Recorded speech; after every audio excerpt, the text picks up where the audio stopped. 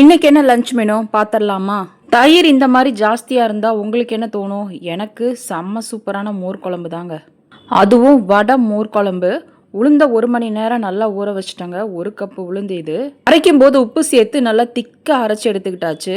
நல்லா பந்து மாதிரி வரணுங்க, அதான் இதோட பதமே. ஃப்ரிட்ஜில் 1 மணி நேரம் வச்சு எடுத்து பொரிச்சா மொறு மொறு வடை கேரண்டிங்க. பொதுவாக மோர் குழம்புக்கு சைட் டிஷ்ஷே பார்த்தீங்கன்னா பருப்பு உசிலி தான். ரெண்டும் செம்ம ஜோடி. நான் இன்னைக்கு ஒரு சேஞ்சுக்கு காலிஃப்ளவர் ஃப்ரையும் வாழைக்காய் பொடிக்கறியும் பண்ணியாச்சு. வாழைக்காயை ஸ்டீம் பண்ணி கையிலேயே இந்த மாதிரி புட்டு மாதிரி பொடிச்சு எடுத்துக்கணுங்க.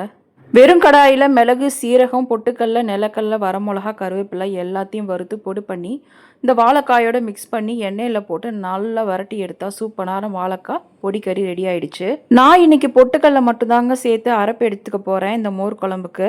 கொத்தமல்லி தண்டு 2 துண்டு இருந்ததுங்க, அதையும் போட்டு அரைச்சாச்சு. அவ்வளோ மனமாக இருந்தது இந்த மசாலா. மிதமான சூட்டில் எண்ணெயை நல்லா காய வச்சு வடையை போட்டு நல்லா பொரிச்சு எடுத்துட்டாச்சுங்க. இதோட சேர்த்து கொஞ்சம் சட்னி வச்சு சாப்பிட்டா எவ்வளோ சூப்பராக இருக்கும்.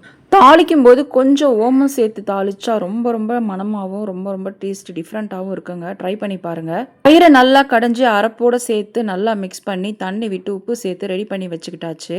அதை அப்படியே தாளிப்பில் சேர்த்துக்க வேண்டியதான். பால் எப்படி பொங்கும் போது பக்கத்துல நிற்கணுமோ அதே மாதிரி மோர் குழம்பு கொதிக்க விடாமல் பார்த்துக்கணுங்க.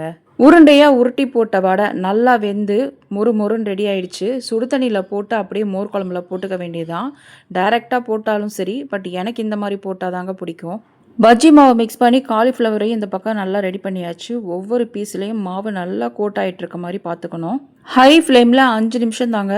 நல்ல சலசலன்னு காலிஃப்ளவர் ஃப்ரை மொறுன்னு பீச் ஸ்டைலில் சூப்பராக ரெடி ஆயிடுச்சு. இதெல்லாம் சமைக்கும் போது உப்பு பார்க்குறேன், காரம் பார்க்குறேன்னு செஞ்ச அளவை விட தட்டில் வர அளவு ரொம்ப ரொம்ப கம்மியாக தாங்க இருக்கும். கரெக்டு தானே? உங்கள் வீட்லேயும் அப்படி தானே?